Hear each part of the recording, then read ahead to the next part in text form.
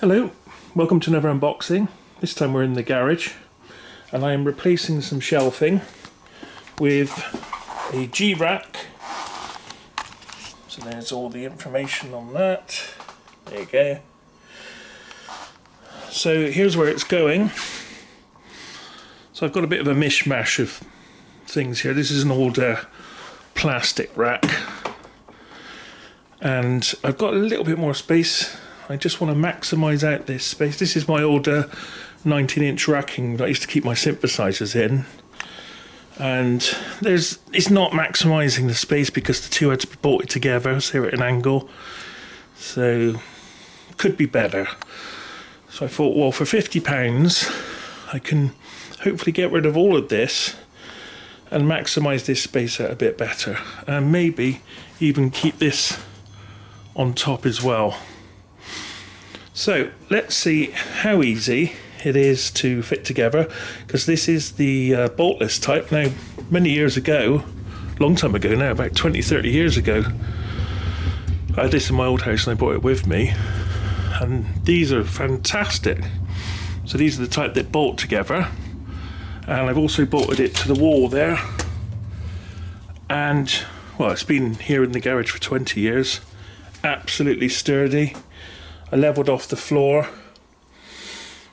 It's really nice. So do these new boltless racks come up to the same sort of strength and rigidity that this older one is? So we'll find out.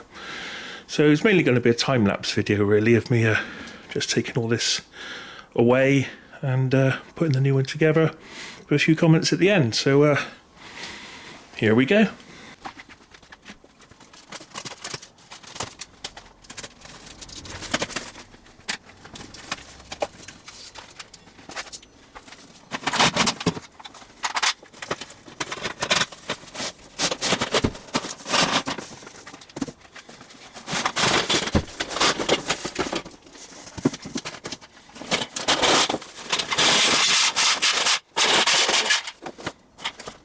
So the first thing to note that these are sandwiched between the MDF, and as a result the MDF has been quite badly scratched by those being in transit. So that's not a good start.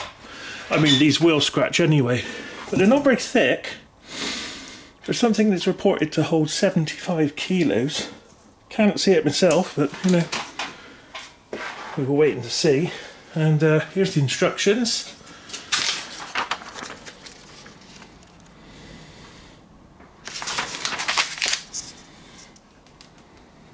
There we go. Right, now I'm going to clear all this stuff out the way and get cracking.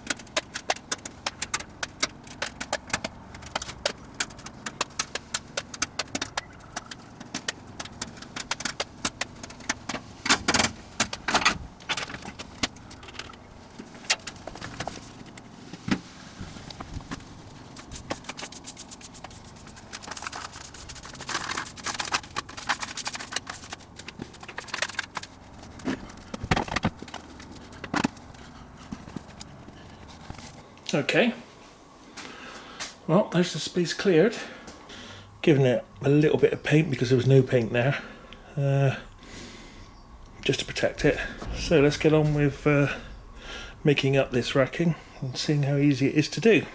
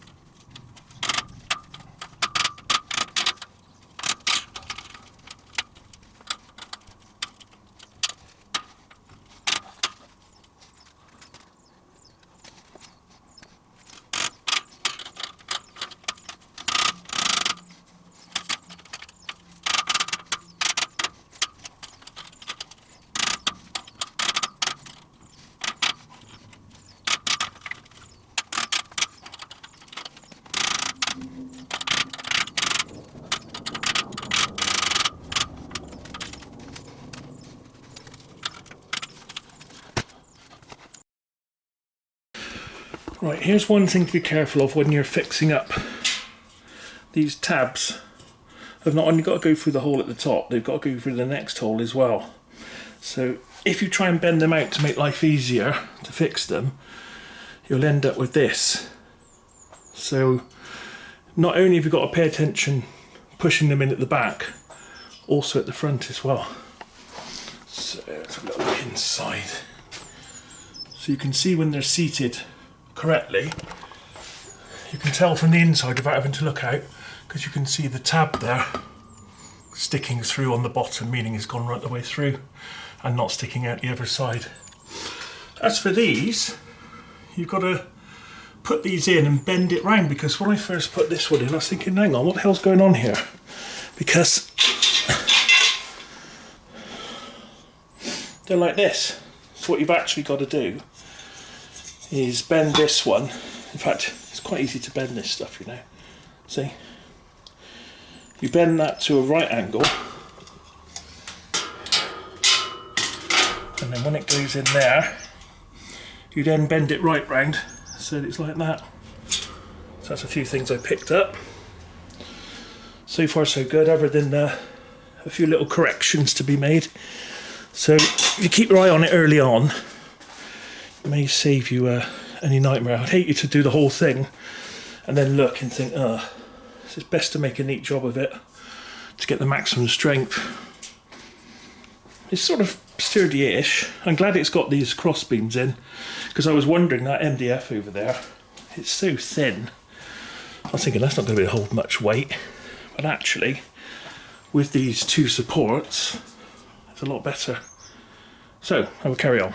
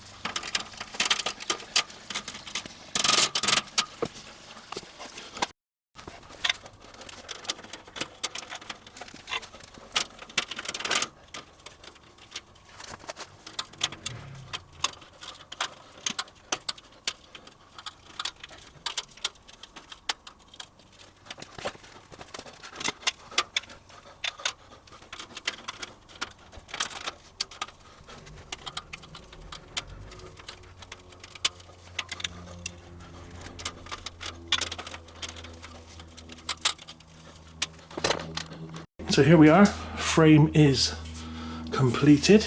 So my tips for making life easy is when you go to put these in, don't bend these tabs. Use your finger to guide them in and just make sure they're both in before you start tapping down. Then don't bang it home. Make sure it doesn't stick out this end before you bang it home. And if it does stick out this end, I just put a screwdriver in and whack that open a little bit, And with these, bend them just past a right angle, so that when you slot them in, you've got something to put your screwdriver underneath to bend them right round, because you bend these lugs round. So there we are. Now how sturdy is it? Well, it's not bad for something that's just held together with a few tabs. I'd have preferred it to be bolts. Obviously bolting may have taken a bit longer, but if you're like me and you're only doing it the once, you know. Right, so I'll put the MDF boards in.